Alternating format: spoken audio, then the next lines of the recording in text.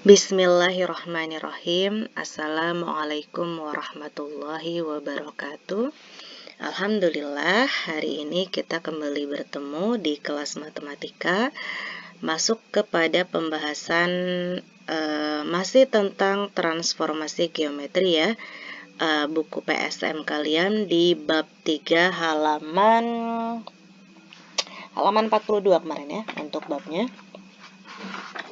Transformasi geometri, dan sekarang kita masuk ke materi yang kedua. Kalau pertemuan sebelumnya kita sudah selesai membahas tentang materi yang pertama, yaitu ada translasi atau bahasa Indonesianya pergeseran. Nah, hari ini kita melanjutkan materi yang kedua, bagian dari transformasi geometri, yaitu tentang refleksi gitu ya. Nah, ini bukan pijat refleksi, tapi refleksi yang dimaksud adalah dimaknai ya, atau diartikan sebagai pencerminan gitu ya. Nah, oke, ntar tenggorokan ustazah tiba-tiba gatal.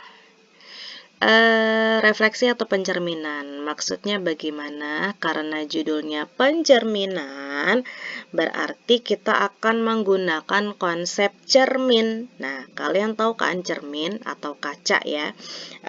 Biasanya kalau kalian mau pergi atau mau sekolah, biar rambutnya rapi itu kita pakai cermin untuk melihatnya. Nah, itu kurang lebih konsepnya akan sama seperti cermin yang biasa kita gunakan.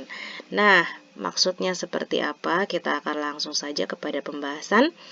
Di dalam materi transformasi geometri, seperti yang saya sampaikan di pertemuan sebelumnya, bahwa masih sangat berkaitan erat dengan yang namanya bidang koordinat kartesius. Jadi, sampai dengan materi ini berakhir memang sangat dibutuhkan ya. Jadi kalau bisa diusahakan kalian tuh punya masternya gitu, master bidang koordinat kartesius, biar nggak bikin-bikin terus. Jadi tuh kalau misalnya kita disuruh bikin titik, ya udah dibikin titik aja pakai pensil, habis itu difotoin jawabannya, habis itu dihapus lagi, habis itu dibikin lagi titiknya. Nah, jadi tuh enak, nggak bikin berkali-kali.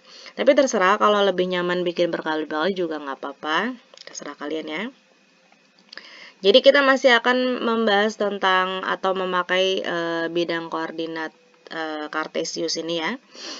Kita langsung saja kepada pembahasan yang pertama, yaitu yang berjudul pencerminan terhadap sumbu X. Materi refleksi kalau di buku PSM kalian itu di halaman 43 ya, silakan dibuka untuk menambahkan informasi. Di halaman 43 pembahasan yang pertama dibahas juga pencerminan terhadap sumbu X. Kita langsung saja ke contoh. Misalnya bentar ya, tenggorokan saya gatal banget, minum dulu.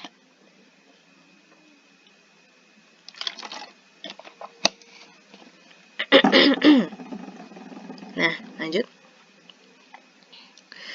Contohnya adalah, berapakah bayangan titik A 4,7 apabila dicerminkan atau direfleksikan gitu ya terhadap sumbu X. Nah, jadi ceritanya kita punya titik. Masih gatal ya.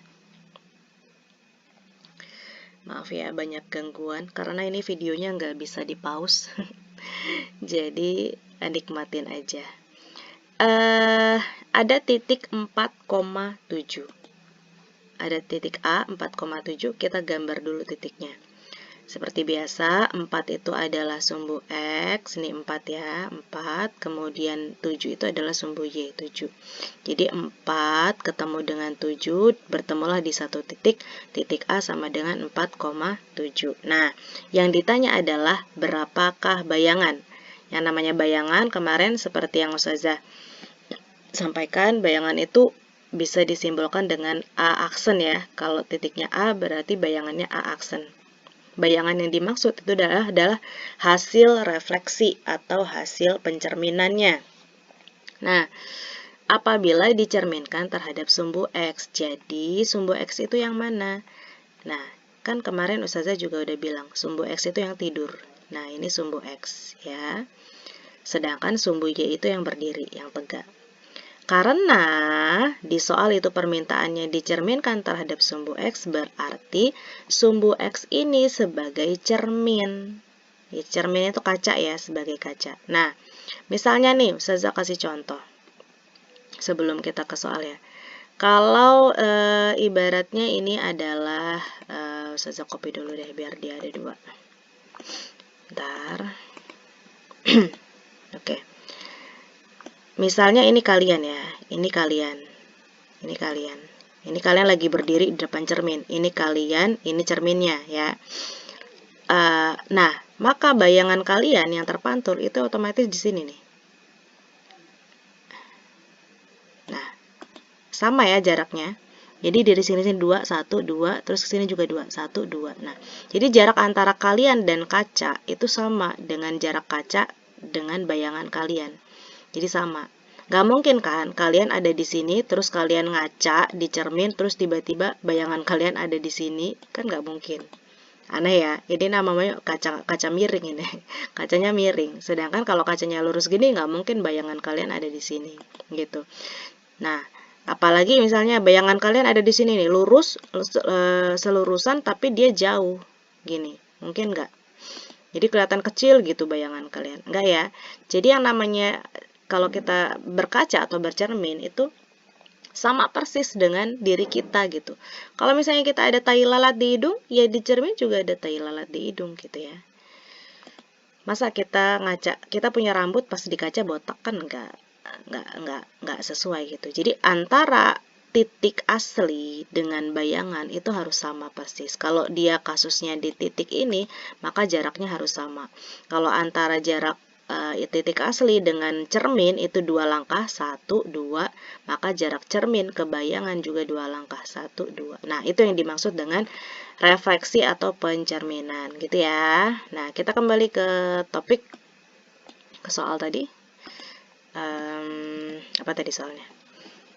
Titik 4,7 dicerminkan terhadap sumbu X. Jadi ini ada titik asli, ini anggap aja diri kalian, titiknya 4,7. Nah, sumbu X ini sebagai cerminnya atau sebagai kacanya. Kita hitung coba dari titik ke sumbu X ada berapa langkah. 1, ya, 1, 1, 2. Ini kadang-kadang, oh enggak, ulang-ulang. 1, 1, 2, 3, 4, 5, 6, 7. Stop. Berarti 7 langkah. Berarti ke bawah kita juga 7 langkah. 1, 2, 3, 4. Oh, kita langsung aja jalanin titiknya ya, biar dia langsung dia nyangkut. Nah, sini ya kita jalanin ya. 7 langkah kan tadi, kita jalanin 7 langkah juga. 1, 2, 3, 4, 5, 6, 7. Nah, jangan lupa selurusan. Oke, stop. Berarti di sini adalah A aksen atau bayangannya. Berapa A aksen di sini? Sumbu X-nya 4, sumbu Y-nya jadi min 7 gitu ya. Jadi titik A 4,7 apabila direfleksikan atau dicerminkan terhadap sumbu X, jawabannya adalah A aksen 4, negatif 7. Paham ya? Gambarnya seperti ini ya. Nah, bisa tidak Ustazah menggunakan rumus biar Ana nggak usah capek-capek gambar? Bisa ya, rumusnya seperti translasi atau pergeseran kemarin juga ada rumusnya, pencerminan juga ada rumusnya. Kalau misalnya translasi kemarin kita simbolkan dengan huruf apa? Huruf T ya, translasi. Untuk refleksi itu kita simbolkan dengan huruf M. Kenapa bukan R? Kalau di buku kalian simbolnya R ya. Nah, kita sepakati aja simbolnya M aja. Kenapa? Kalau simbolnya R nanti ketuker sama rotasi. Ya, pembahasan yang ketiga nanti tentang rotasi. Karena rotasi itu R, jadi untuk refleksi atau pencerminan kita simbolkan dengan M. Kenapa M? M itu adalah bahasa Inggrisnya dari mirror. Mirror itu cermin ya. Jadi ingat aja, M itu mirror, mirror itu cermin. Jadi pencerminan disimbolkan dengan huruf M besar karena dia dicerminkan terhadap sumbu X, berarti nulisnya MX gitu ya. Jadi bacanya gimana ini? titik A, X, Y apabila dicerminkan terhadap sumbu X, maka bayangannya atau A aksen, bayangan dari titik A adalah X, negatif Y. Udah deh, nggak ngitung-ngitung lagi. Gampang banget kan? Kalau kemarin pergeseran kita pakai penjumlahan, ditambahkan. Kalau pencerminan ini kita tinggal ingat aja rumusnya gitu. Kalau dicerminkan terhadap sumbu X, berarti sumbu Y-nya bernilai negatif. Ya, gitu. Jadi, tadi kita punya titik di atas 4,7 kan? 4,7. Ini pakai rumus ya. 4,7 dicerminkan terhadap sumbu X berarti sesuai dengan rumus Y-nya berubah jadi negatif. X-nya tetap, X-nya 4 kan? X-nya 4 tetap, terus kemudian Y-nya 7 dirubah jadi negatif, jadi min 7. Jadi A 4,7 dicerminkan terhadap sumbu X, hasilnya adalah 4, negatif 7. Oke? Nah, kita coba soal yang lain. Tanpa gambar, tapi menggunakan rumus. Bisa tidak kalian menebaknya? Ini tadi titik A, sekarang titik B. Jika B, ada titik B min 3,2. Ya, ada titik B min 3,2. Dicerminkan terhadap sumbu X, maka bayangan dari B atau B aksen sama dengan berapa? Ada yang bisa nebak? Tadi rumusnya ingat ya. X-nya tetap, ya kan? X-nya tetap. X-nya di sini siapa? Min 3 ya. Min 3 ini sebagai X. Min 3 sebagai min 3 sebagai X. X-nya tetap, ya udah ditulis ulang di sini. Min 3, Y-nya berubah jadi negatif. Y-nya di sini siapa? Y-nya 2. Berarti jadi negatif 2. Nah, selesai. Berarti B min 3,2 dicerminkan terhadap sumbu X. Hasilnya adalah, bayangan dari B adalah min 3, min 2. Itu jawabannya ya. Gampang. Tetap fokus konsentrasi, kita ke C. Diketahui ada titik C 5, negatif 4. Dicerminkan terhadap sumbu X, berapakah bayangan dari C? C aksen. Ingat X-nya tetap 5, yang berubah adalah Y-nya. Y-nya negatif 4. Nah, Ustazah, Y-nya udah negatif nih. Sedangkan ini katanya suruh merubah negatif. Ketika Y-nya sudah negatif, apakah perlu kita rubah menjadi negatif lagi? Nah, jadi kalau Y-nya negatif, berarti negatif kali negatif, hasilnya positif gitu. Jadi kebalikannya ya. Jadi kalau misalnya di sini Y-nya positif, di sininya negatif. Kalau di sininya Y-nya negatif, terus berarti ketika menjadi bayangan dia berubah jadi positif. Paham ya? Karena negatif bertemu negatif sama dengan positif. Jadi sama aja gini. Negatif dalam kurung negatif 4 gitulah bahasanya. Jadi negatif bertemu negatif sama dengan positif. Jadi simpelnya gini aja. 5, min 4. Paham ya? Jadi kebalikannya. Lanjut, yang D. Jika ada titik D min 1, min 8 dicerminkan terhadap sumbu X, maka bayangan dari titik D adalah, ingat sumbu X-nya biarin aja negatif 1, yang berubah adalah sumbu Y. Sumbu Y di sini negatif 8, berarti di sini berubah jadi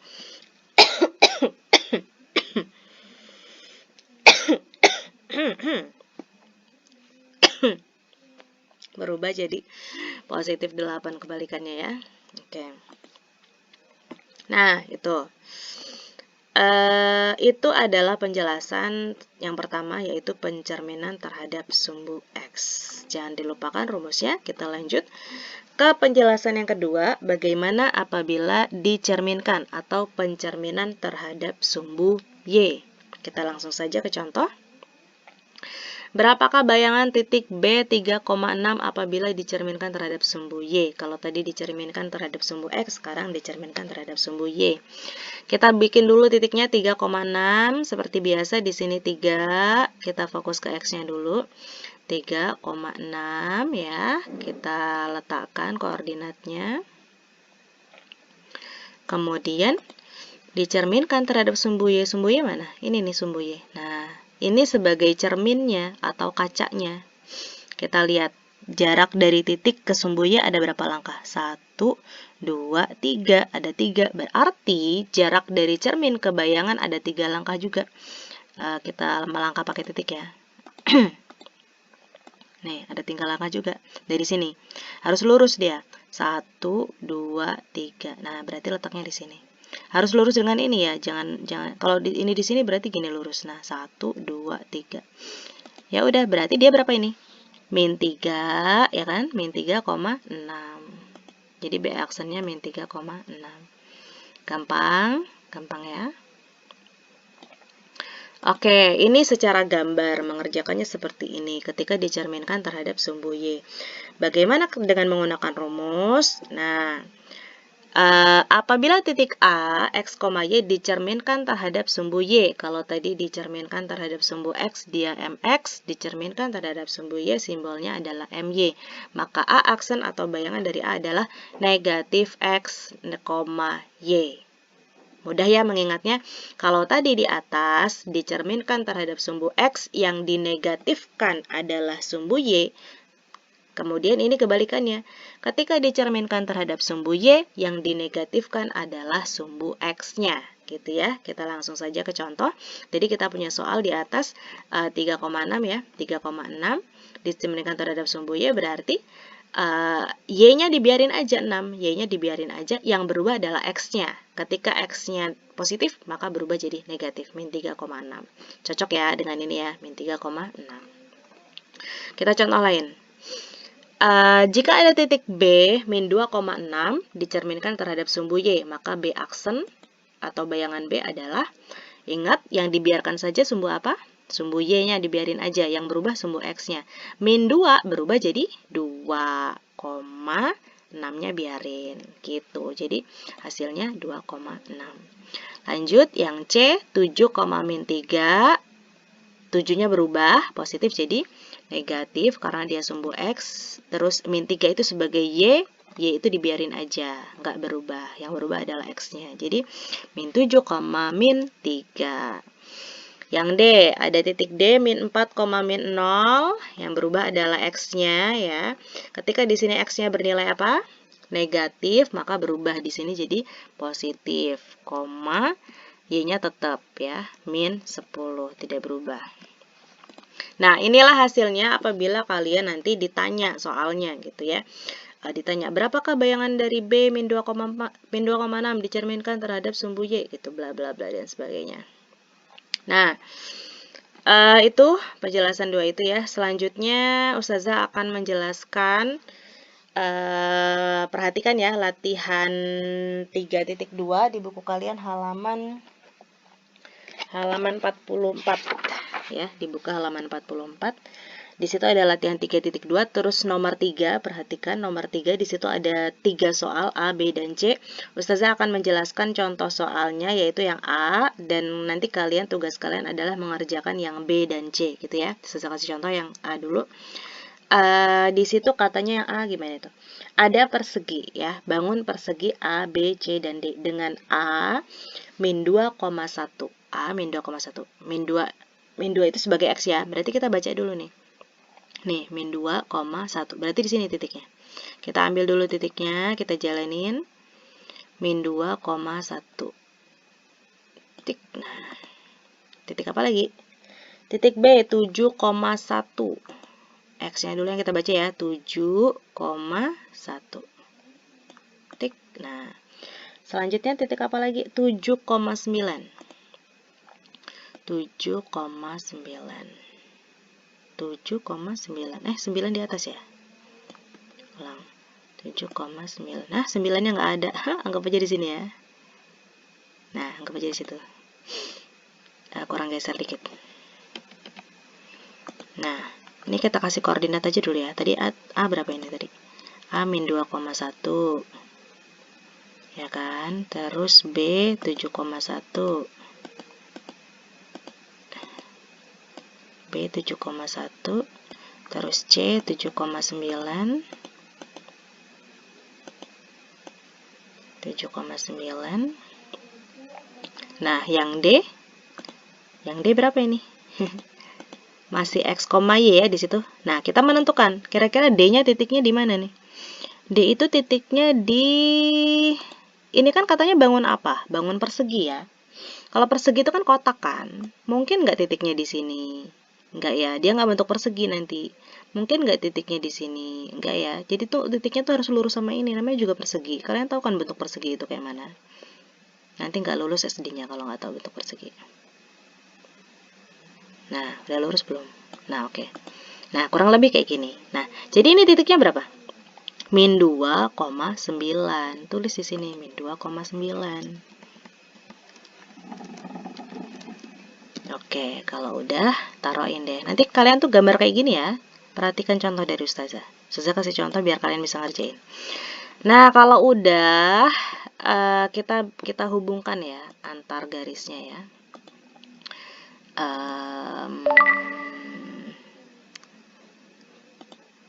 Aduh. Nih, dia nanti kan bentuk persegi. Ya, gitulah pokoknya ya. Mau warna apa enaknya? Warna orange ya. Kurang panjang gak sih?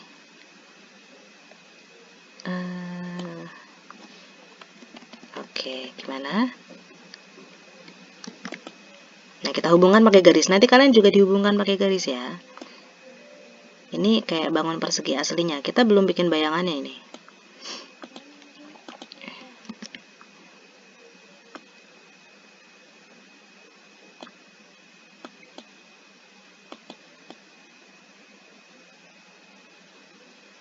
Nah, dihubungkan menggunakan garis.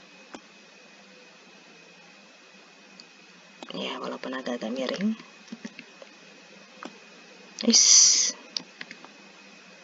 Salah.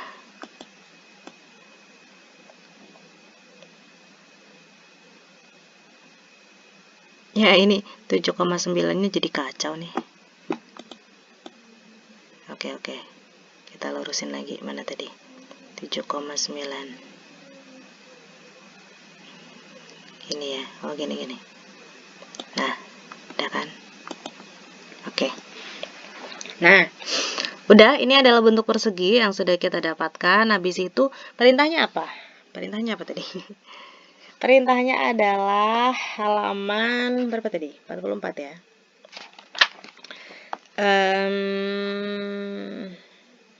Oh iya, tentukan bayangannya. Dicerminkan terhadap apa ini? Sumbu X. Nah, dicerminkan terhadap sumbu X. Ya udah apa? Gini nih. Yang pertama kalian cerminin dulu. Tar. Ustazah mau mana ya titiknya ya? Ini aja deh, minta sama ini dikit. Bentar.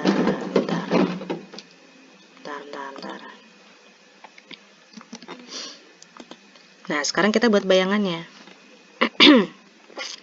Min 2,1. Ingat ini dicerminkan terhadap sumbu X ya. Nah, kalau dicerminkan terhadap sumbu X yang berubah apa? Yang berubah adalah Y-nya, ya kan? Min 2,1 berarti bayangannya adalah min 2, min 1. Min 2, min 1 itu di sini titiknya. Nih, ini titik A. Aksen ya. Nanti kalian kasih nama sendiri, A aksen. Terus titik B sekarang. Titik B 7,1. Yang berubah apa? Yang berubah adalah apa tadi? Sumbu Y-nya ya. Jadi satunya berubah jadi min 1. Jadi bayangannya adalah 7, min 1. 7, min 1 itu posisinya di sini. Nih, 7, min 1. Terus apa lagi? Titik C 7, min 9. Jadi berubah jadi apa? 7, min 9. 7, min 9 itu di mana? Di sini. Nih, 7, min 9. Satu lagi, salah.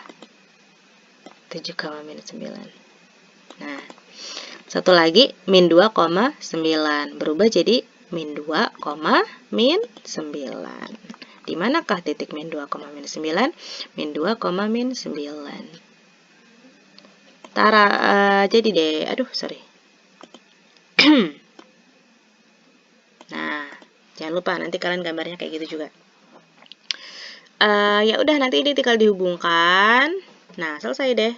Mirip kan? Jadi ini gambar aslinya dicerminkan terhadap sumbu X. Jadilah bayangannya adalah ini. Jadi kayak bercermin gitu. Ya, ini kalian kasih titik A aksen, B aksen, C aksen, dan sebagainya. Nah, jadi bagaimana mengerjakan yang B dan C kurang lebih seperti ini. Harus digambar ya, dan dikasih titik-titik bayangannya. Lanjut, sekarang Ustazah mau jelasin yang nomor 4, contoh soal ya. Contoh soal masih di halaman 44. Di situ ada soal nomor 4, bagaimana cara mengerjakannya. Ustazah kasih contoh, nanti kalian kerjakan sesuai dengan contoh yang Ustazah berikan. Tentukan titik bayangan 3,5 yang ditranslasikan oleh T-52, kemudian dilanjutkan dengan direfleksikan terhadap garis X sama dengan min 5.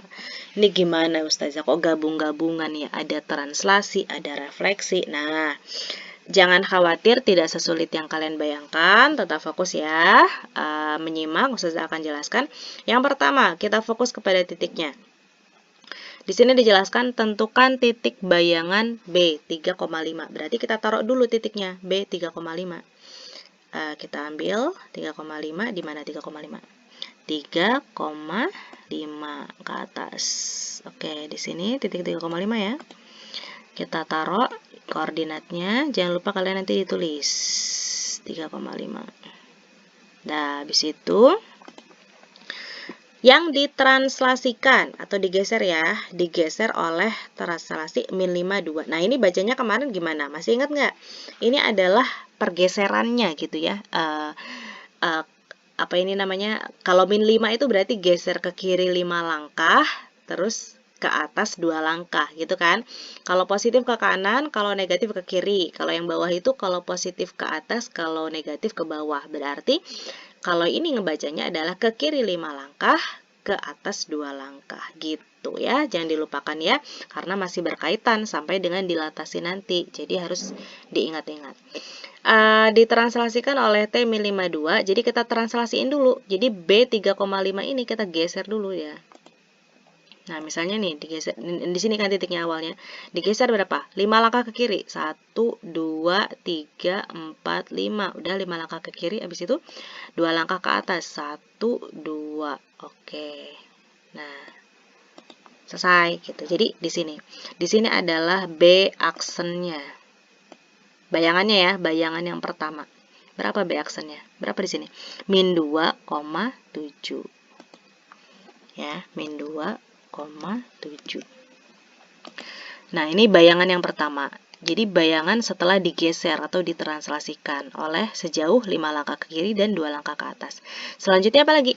Kemudian dilanjutkan dengan dicerminkan terhadap garis X sama dengan min 5. Maksudnya gimana? Siapa nih yang mau jadi cermin gitu kan ya? Kok dia bukan sumbu X atau sumbu Y, tapi X sama dengan min 5 gitu ya? Jadi kalau dicerminkan terhadap sumbu X kan ini jadi cermin. Kalau misalnya kan ini ya mau dicerminkan ya, bukan yang ini ya, tapi yang ini ya. Kalau tercerminkan terhadap sumbu Y kan yang ini. Nah, kalau dicerminkan terhadap garis X sama dengan min 5, berarti kita bikin garis. Nah, ini garisnya udah saya siapkan. X sama dengan min 5. Taruh min 5 nih. Ini min 5 ya di sini ya, kita sejajarin. Aduh. Min 5 kita sejajarin. Aduh. Ini kayak mana, nggak bisa geser. Nih, min 5. Oke. Nah, garis X sama dengan min 5 inilah yang sebagai cermin ya. Jadi kacanya, jadi cerminnya. Kalau misalnya X sama dengan 2, misalnya dia bilang tentukanlah X sama dengan 2 misalnya. Ya udah berarti cermin ini atau kacanya ini kita geser ke 2 di sini. Nih, positif kan? Nah, gitu.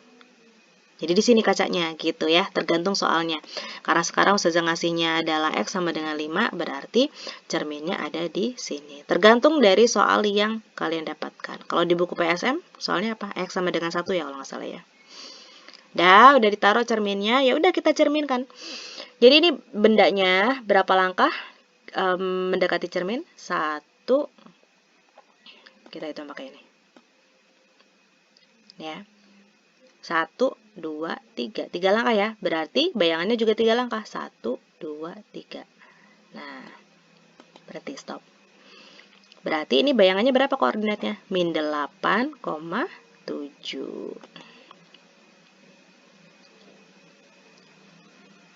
Bentar.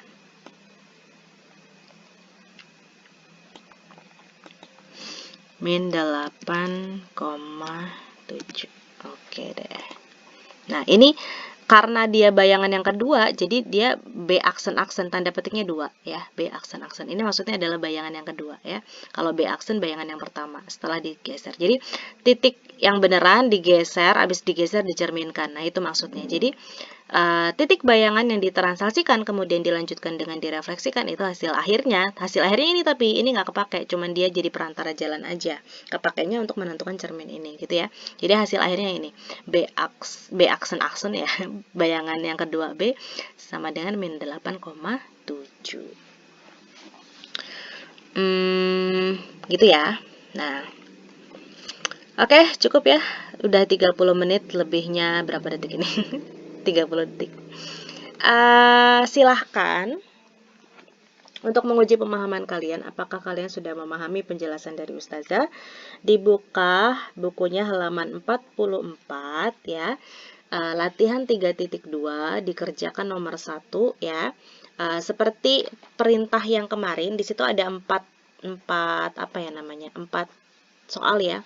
Nomor 1 ada A, B, C, dan D. Silahkan pilih 2, terserah mau A sama C, mau A sama B, mau B sama D, terserah. Pokoknya pilih 2 yang dikerjakan pakai gambar dan 2 dikerjakan pakai rumus. Begitupun juga dengan nomor 2.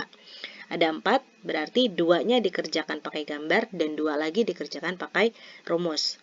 Nomor 3 tadi dikerjakan bagian B dan C karena yang A sudah Ustazah jawab ya. Kemudian nomor 4 dikerjakan juga sesuai dengan contoh yang terakhir. Begitu saja penjelasan hari ini. Semoga Allah memudahkan. Ustazah akhiri. Assalamualaikum warahmatullahi wabarakatuh.